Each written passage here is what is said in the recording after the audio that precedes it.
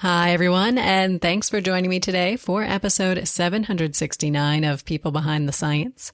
Today, we are resharing our interview with our guest, Dr. Carmel Majidi, originally released on August 27th of 2018. Listeners, in Carmel's lab, they are engineering new types of materials that can be used to make machines and robots that are soft, flexible, and more lifelike. Their goal is for these machines to move more like natural organisms, and there are many potential applications for these kinds of robots. In this interview, Carmel talks more about his life, his career, and his research. So I hope you enjoy this episode of People Behind the Science. Every day, discoveries are made that will change our understanding of the world around us. Dr. Marie McNeely is here to bring you the brilliant minds who are making these discoveries so they can share their incredible stories and take you on an amazing journey. Welcome to People Behind the Science.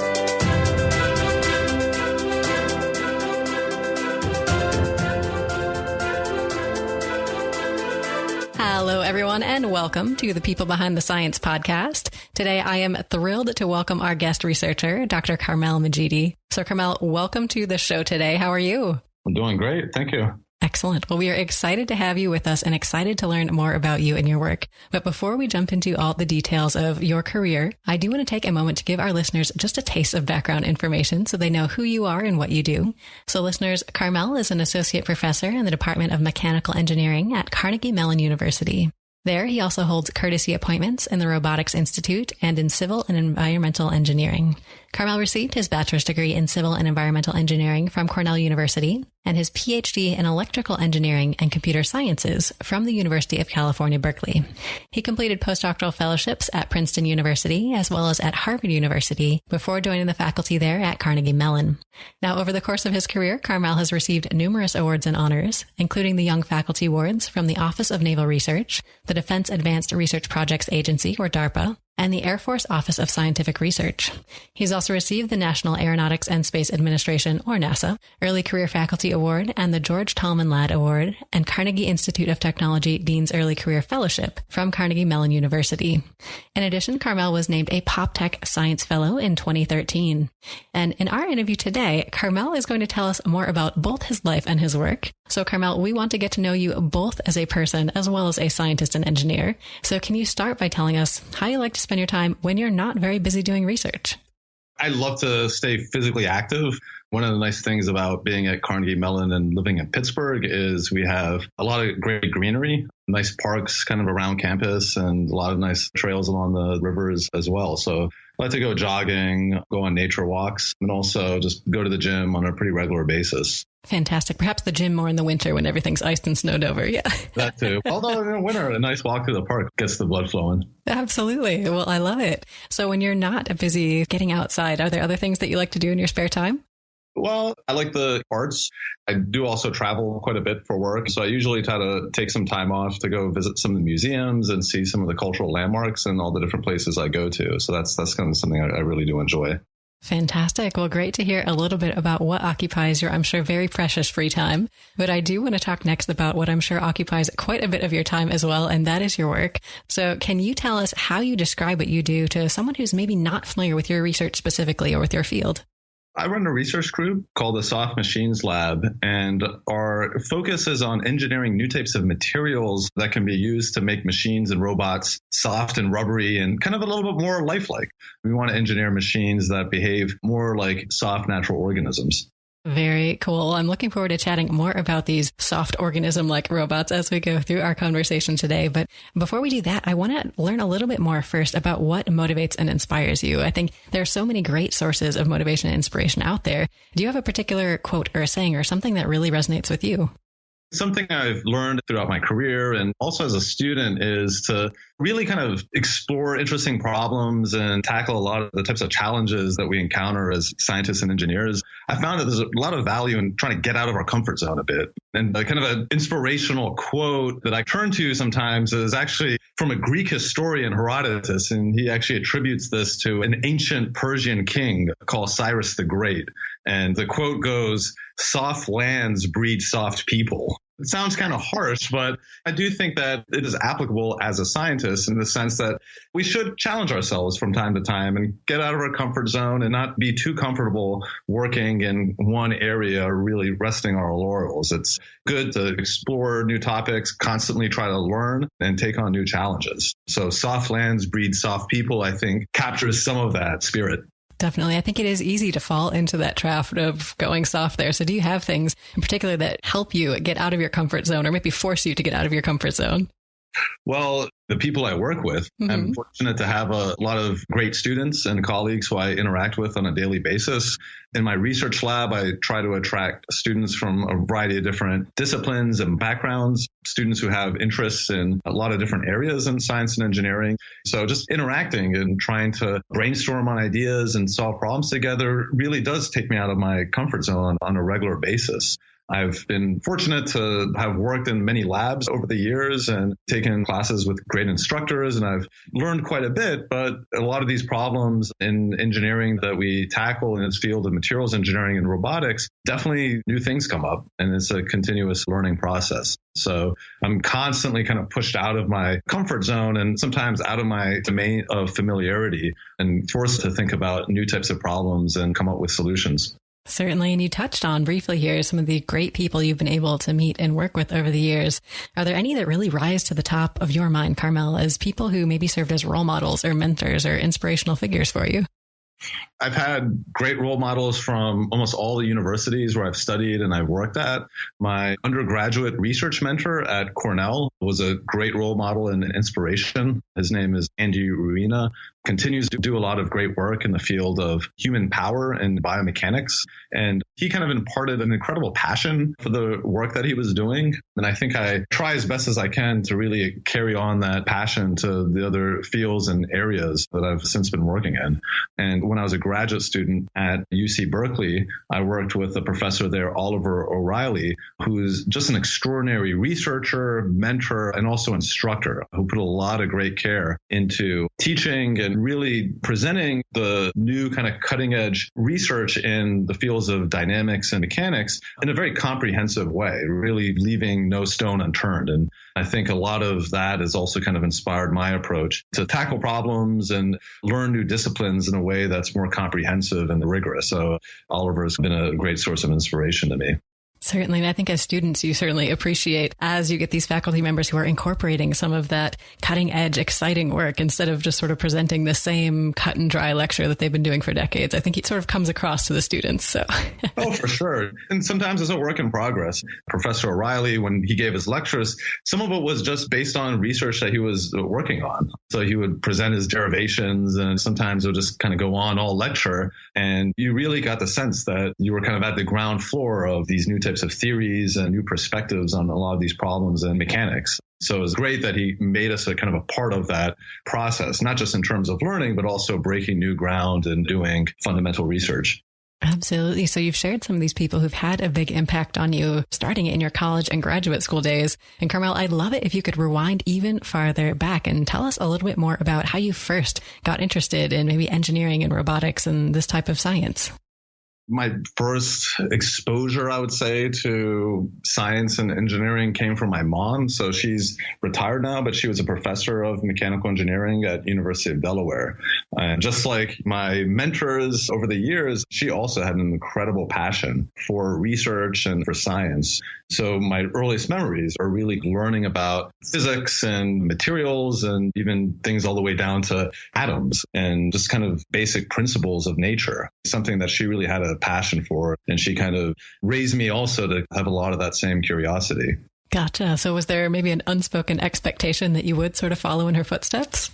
Unspoken, I think, is the right word. Mm-hmm. She never really put pressure on us or really kind of communicated expectations that we would pursue one career or another. But I think the important thing is that she really did try to cultivate curiosity and a passion just to learn. And she really was supportive of both me and my sister to pursue career paths and disciplines that were kind of most exciting to us. So for me, yes, it happened that I followed a similar pathway. Just seeing how much fun my mom had as a university professor, that really inspired me to go down this career path.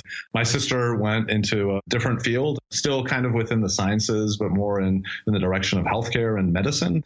But both of us really credit our mom for inspiring that early interest and excitement for learning and scientific research. Certainly. So were you exposed to the laboratory environment then before you even went off to college?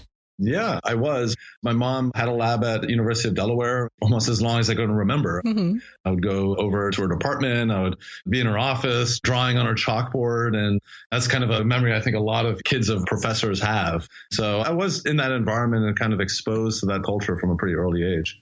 Gotcha. So can you tell us next, Carmel, what are some of these key moments that took you from this curious, excited kid starting to get into science and engineering to where you are today? What are some of the key steps along your path?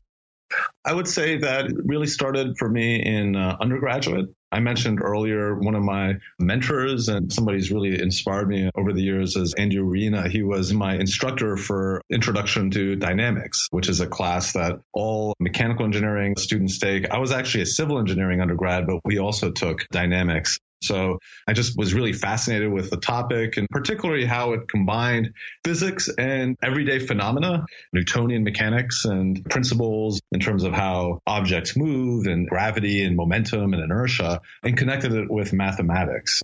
So I was just generally interested in the topic. And I think Professor Arena, he early on kind of recognized that. So in a sense, took me under his wing and encouraged me to think about doing undergraduate research. So the summer after I took dynamics, I did research in his lab. And that's really where I kind of caught the bug and decided that the research and this kind of more scientific scholarly path towards engineering is really where my heart was. That's really kind of where things started. Up to that point, I was open to a lot of different potential career paths, but it was that summer working in Arena's group where I kind of really developed this love of doing scientific research. Very cool. I think those early undergraduate experiences seal the deal for a lot of people. So can you tell us next how you decided to go to graduate school and what some of your experiences were there? So when I was working in Andy's lab, he was at that time doing a lot of work in biomechanics and really understanding principles of human motion and trying to use some of those lessons to inform how to better design machines and robots so that they could match the performance of the human body and natural organisms. So that was really my first exposure to robotics. And I really saw the potential for how advancements in robotics could have an important impact in society. So that really caused me to pivot and move towards away from some of the other disciplines that I was interested in, like architecture and structural engineering and urban planning, and kind of more in this direction of robotics and also human machine interaction and human inspired or biologically inspired engineering. So based on my experiences at Cornell working with Andy Arena, I decided that that's the path I wanted to continue pursuing. So when I applied for graduate programs, I was looking to work in labs that specialized in biologically inspired robotics. And Andy gave me great advice. He said that when it comes to graduate school, think about applying to programs at other universities. I was an undergraduate at Cornell. I had a great experience there, but I also would potentially benefit more if I enrich that experience by going to a different school for my graduate studies, just so I can get additional perspective as opposed to staying in the same place. So he had great advice on schools that I could apply to, and I ended up joining a group at UC Berkeley that focused on biologically inspired robotics, not at the human scale, but more of the millimeter and even micro scale. So these were insect-inspired robots. And so that's where I did my PhD studies. Very cool. And then you continued to expand your perspective. You did some postdoctoral research, as I mentioned, both at Princeton University and then also at Harvard University. Can you talk a little bit about how you got drawn to those postdoctoral experiences and then how that brought you then to Carnegie Mellon?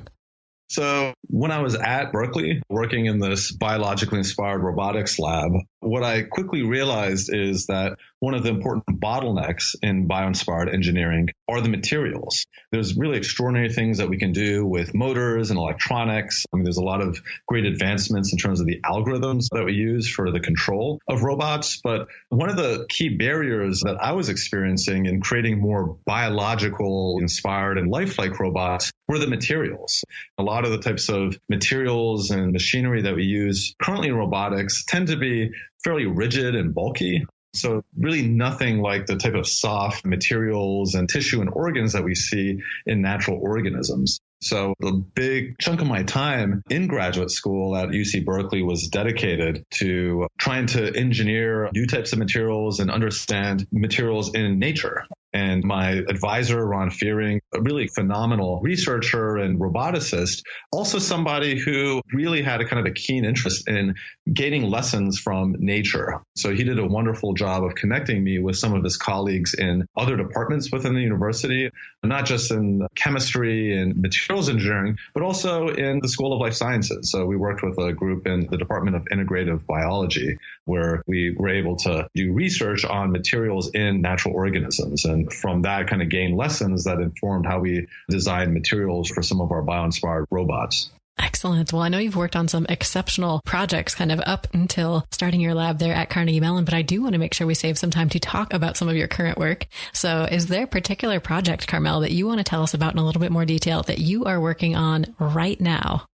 Sure. So something that we're working on right now that I'm really excited about are these soft bio-inspired robots that we're currently engineering that use materials that we typically don't see in conventional robotics and machines. So the robots that we're developing have electronic wiring and sensing and, in a sense, kind of like muscles or actuators that are primarily made out of soft and flexible and squishy materials. So one of our challenges in the lab has been not just to engineer these soft artificial muscles and skin, but also come up with manufacturing techniques so we can assemble all of these into a robot that can move around and doesn't rely on any kind of external type of hardware. The goal is to make soft and bio-inspired squishy robots that are untethered and wireless so they can move in a way that's unfettered. Gotcha. And I know you mentioned that earlier you kind of worked on these micro robots more at the sort of insect size. Are you currently working at a variety of different scales, or do you focus on one particular size robot? We've been working mostly on larger scale robots. I mean, centimeter lengths. Mm-hmm. So overall, the dimensions would be more like the size of your palm. So not quite insect scale, but think like a lizard, or kind of the smaller animals that can crawl around or walk around.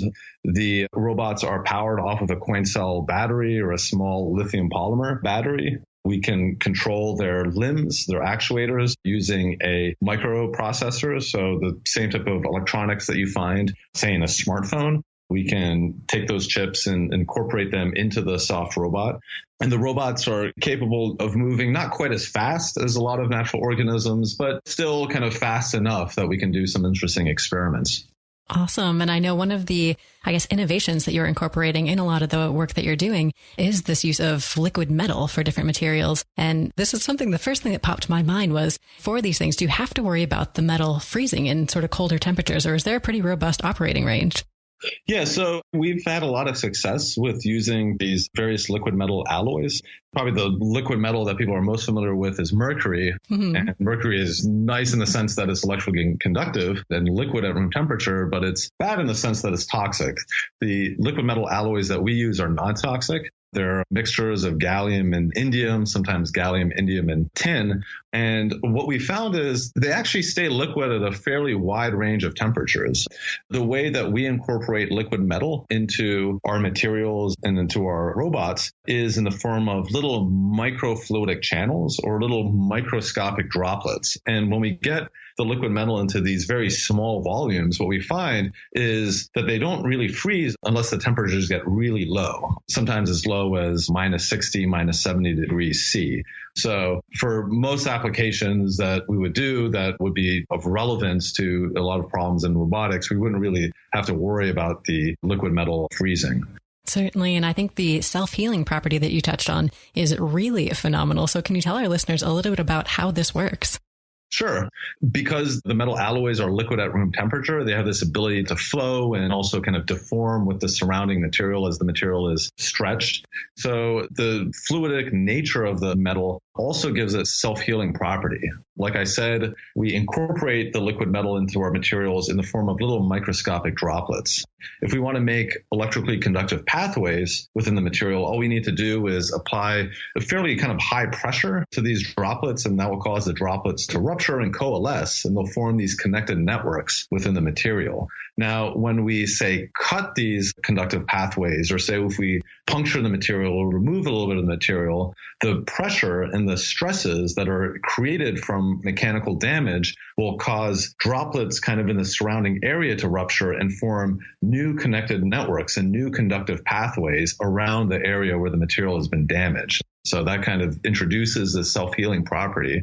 And that's kind of exciting for us because not only can we engineer these soft and squishy circuits using the liquid metal, but we can also mimic some of the self-healing properties of natural skin and nervous tissue by exploiting this ability for the liquid metal droplets to, once when there's damage, to form new conductive pathways around those damaged areas so they can maintain their electrical conductivity. Gotcha. Well, this research is remarkable, Carmel. Can you tell our listeners, what is the next step for you then in this line of research? There's plenty of problems that we want to solve in the materials engineering space. What we've accomplished recently with these self-healing electrical circuits represents just one of a series of different properties that we want to engineer into these materials. A next step for us would be to design the material so not only does it restore its electrical conductivity, but it can also heal itself mechanically. So if you were to cut the material or remove the material would kind of eliminate those damaged areas and seal itself back up to restore its mechanical integrity. So that's one goal.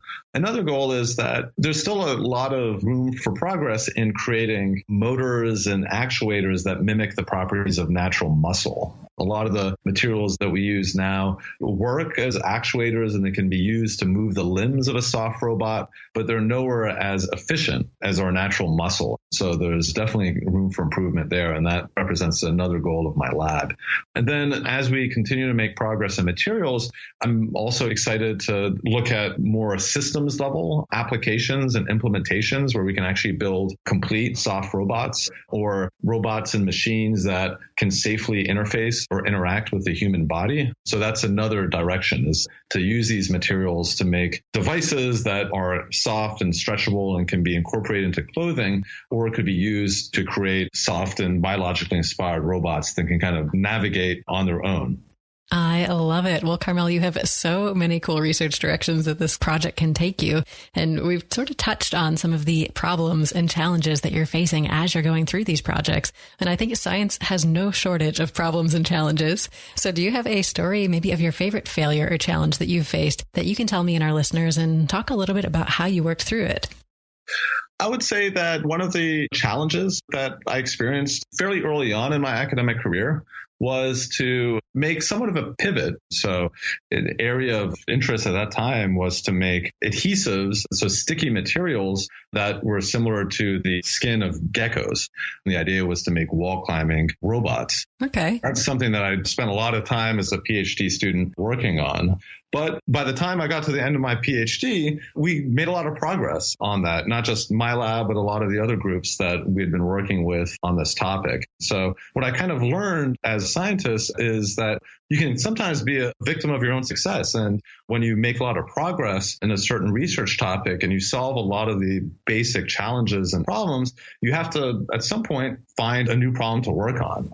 For me, that was an exciting challenge, but also something that did force me to kind of re-examine and rethink my direction and career path, was to think about other problems in the domain of biologically inspired robotics and not just continue working on these gecko-inspired adhesives and materials. So that was one of the biggest challenges, is finding new problems to work on after the research I was doing as a PhD student came to a close. Certainly. So are there certain things that helped you identify new research areas, or how did you go about trying to almost deal with that daunting situation of running out of questions to ask in your particular field? Probably the most useful thing to help me navigate that and to transition to a new topic was to fall back on a lot of my more basic training in the mathematics of materials and how they deform and change shape under loading. So that whole field of mechanics and also materials engineering. So going back to the underlying science, I was able to come up with new ideas and then from those ideas kind of explore new types of challenges and applications. Gotcha. Well, Carmel, I'm so glad you shared this story because I'm sure so many of our listeners out there are kind of in the same boat where maybe they just finished their PhD or they just finished a postdoc and they need to start thinking about or identifying a new research area, whether it's to differentiate themselves from their previous mentors or just because they're sort of hitting a wall in terms of their specific questions they've been asking. And it can be a scary process, sort of feeling like you're starting from square one there. So I think you presented some good tips that will help them out there.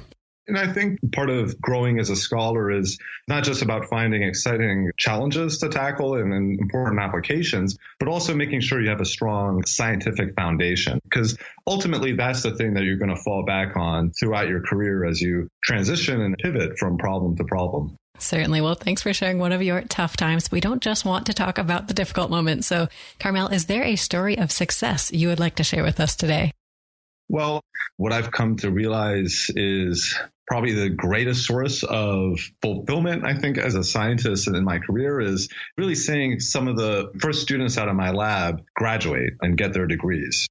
Early on in everybody's career, the focus is on your own personal development and growth, and that is obviously a great source of fulfillment. But more and more, I'm really deriving a lot of my inspiration and fulfillment from seeing my students succeed. So seeing my students get their PhDs over the past few years, in my mind, represents a big success for my own self in my career. Definitely. So is there a particular way that you like to celebrate these huge achievements like a PhD student graduating? Something that we all like to do in the lab is we love to eat. We have a great tradition of just having various lab feasts and potlucks. So I'll say two favorites of our group. One is a hot pot. One of my first PhD students is from a province in China, Chongqing, which is famous for their hot pot. So we've kind of had a tradition ever since of having meals together and also just going to some of the different restaurants in the area to celebrate when we have students graduate or different kind of landmarks for the lab. Oh, that is fantastic. I love the idea of getting everyone together to enjoy a good meal. And do you have a favorite dish that you like to prepare for a potluck? I did a barbecue once, so that was kind of a hit, but I really can't compete with a lot of my students. Mm-hmm. They make some pretty extraordinary stuff. I have students from all over the world, and some of them make cuisines from the regions where they're from, and others kind of adapt different recipes. So there's a nice diversity of different foods and cuisines. So I'm always kind of impressed. Well, that is awesome. Thanks for talking a little bit about some of these meaningful successes in your own career. And I think as a scientist, you spend a lot of your time deeply immersed in the scientific literature and doing research that way. But I love to talk to all the scientists that we have on our program about what they're reading outside of the scientific literature, whether it's scientific books or other non-scientific books for fun. So, Carmel, do you have a favorite book that you'd like to recommend for us today? Well, in the scientific domain, a book that I read fairly recently was a biography about the Wright brothers from David McCullough. And I found that incredibly inspiring, both from a perspective of a scientist who are trying to come up with new innovations, but also as engineers who would just go kind of tinker and build. And I mean, I also love history. So it's kind of a lot of the elements of that too in that biography. So the Wright brothers is definitely a book I would recommend. Phenomenal. Well, I will put that on our website for our listeners to find if they're in search of their next great book. And we talked a little bit in the beginning here about how in your free time you like to travel, and not only for fun for yourself, but also for work. And I think this is a big perk of the life of a scientist is you get to go to a lot of different places to share your work at conferences, to work with different collaborators. So Carmel, I'm going to ask you a tough question today. Is there one particular place that you've been for science that's just been your absolute favorite that you want to tell us about? That's actually pretty easy for me. So I go down to the U.S. Air Force Base in Dayton, Ohio. This is the Wright-Patterson Air Force Base. And right by there is the National Museum of the U.S. Air Force. And they have just an incredible collection of different aircraft over the decades. So it's a great way to just see the evolution of flight, starting with the Wright Flyer all the way to modern day rockets and aircraft. That for me is a wonderful experience. Certainly. So have you ever considered becoming a pilot yourself? I haven't. I have great admiration for pilots, but I'll kind of leave that job to them. Right. Perfect. Well, great to hear about one of these meaningful trips that you've been on. And what did you say was the purpose for the trip again? Over there, they have the Air Force Research Lab. Okay. So they do a lot of basic research in the field of materials for applications in aerospace. So I partner with some of the research groups in that materials directorate there. Very cool. Well, awesome way to collaborate with some different people and, of course, get to see some cool airplanes along the way. Oh, yeah, for sure. I love it. And we touched on some of the cool things that you do with your lab in terms of your lab feast, your potlucks and your hot pots. And I think kind of getting everyone together and talking to people and working with each other, not just talking about your own science, but getting together and having fun outside of the lab and outside of the science is a really important part of having a happy and successful scientific career. So one of the things that I love to talk about are some of the fun traditions and sort of quirky, fun and funny memories that scientists have together. So, Carmel, is there a particular memory that you have of sharing with colleagues or one of these other traditions in your laboratory that you'd like to share with us today? Well, going back to the food, that's kind of a big centerpiece of our lab. And just some of the unusual dishes I think that we've had. The one for me that was the most memorable was that we had this in a Szechuan style restaurant, and it's a type of beef tendon. And I'd never really had anything like that before, but it's funny because the consistency of it and the texture of it is kind of similar to the different materials that we work with in the lab. So we kind of made that association. So that was kind of a memorable experience having to do with one of our favorite lab traditions. I think once you make that connection, you can't unsee it, right? Right, exactly. So do you recommend the beef tendon? Hey, it's an experience. Yeah. At least try it once. Yeah. I love it. So what was the occasion you were celebrating when you tried this beef tendon? That actually, I think, was our first lab meal as a group. This was back when I started about 7 years ago at Carnegie Mellon. We had a few graduate students together and we were starting to get some momentum as a lab, and we thought we would go out and celebrate. So we decided to step out of campus for a bit, go to a restaurant in a nearby neighborhood and try different cuisine. That's right. Get out of your comfort zone, of course. Well, yeah, that's one way of doing it. Right. Excellent. Well, great to hear about some of the fun things your lab does together. And we talked about some of the big questions that you're answering with research in your lab, but I think there's always problems and challenges and things standing in the way. And in particular, things like funding and staff and technology and just the feasibility of the work that you're trying to do can often hamper the work that you're trying to do as a scientist or engineer. So is there one question, Carmel, that if we took away all of the restrictions, all of the barriers, that you would want to tackle the most? I would love to build machines and robots without motors. So I mentioned earlier artificial muscles and building actuators and motors that more mimic natural muscle. So that's definitely something I kind of see as a grand challenge within the field. So if there weren't those barriers in terms of funding, and if I really kind of had the opportunity to tackle a really tough problem, that's the area I would really focus a lot of my time. Interesting. So what do you think is, I guess, the biggest advantage that you gain by not having this motor? I think that if you could make a type of actuator that was more like natural muscle, you could make it at all different length scales. It could be lightweight. It could potentially be self-healing, or it could maybe kind of grow and adapt itself the way that natural muscle does. The challenge with a lot of the existing motors that we use and some of the combustion engines is that they tend to be a little bit more bulky. They work fine at a bigger scale, but they don't work so well at a smaller scale. So it becomes a really big headache in terms of engineering these if you want to make highly articulated robots at smaller scales, or if you want to make robots that are soft and lightweight. Gotcha. Well, thanks for giving me and our listeners something to ponder today, Carmel. And we've talked about some of the different stages of your career and some of the wonderful people that you've met along the way. And I'd love to hear some advice that really helped you on your own career path and something that might help our listeners out there as well.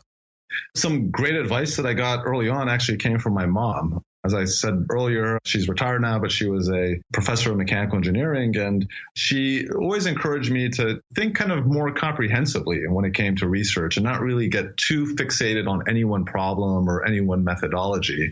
Of course, it's important as scientists that we can delve in deep, but it's also important to take a step back and also make sure that what we're doing does have this connection to the practical. So something that my mom encouraged me to do and others over the years is to think not just about problems in the theoretical domain, but also in the more practical and experimental side as well. Certainly. Well, that is solid advice for our listeners out there. Is there any other last piece of advice or maybe a last message of inspiration you want to leave our listeners with today? For me, I've found a lot of fulfillment and enjoyment in science and engineering, but also look for inspiration and fulfillment in other areas, arts and culture, stay physically active, take care of your well-being, and pursue other forms of scholarship as well. Keep the mind active. And I think if you find inspiration in different areas and you try to pursue excellence in a variety of different areas, a lot of these can build on each other and help facilitate success in whatever type of career path you end up choosing. Well, that is an excellent message to end on. And I think you're a success story in and of yourself here, mentioning how you're dabbling in arts and history and things like that. So you can be this multifaceted person and also be a successful scientist or engineer. So can you tell our listeners, if they want to learn more about you, Carmel, and the amazing work that you're doing in the lab there, where should they go? So the best place is to go to our webpage. It's sml.me.cmu.edu. So SML for Soft Machines Lab, ME, Mechanical Engineering, CMU, Carnegie Mellon University.edu. And you can learn more about our different research projects. You can see some news updates from the lab, and you can also find contact information if you want to reach out to me, if you just want to get in touch. Excellent. And listeners, he didn't mention that there's a lot of cool short videos on there that you can check out as well. So definitely take a look at the website, learn more about Carmel's research. And Carmel, thanks so much for joining us on the program today. Oh, it was wonderful. Thanks for having me. Well, it's been a pleasure to chat with you. And listeners, great to have you here as well. We'll see you next time on another episode of People Behind the Science.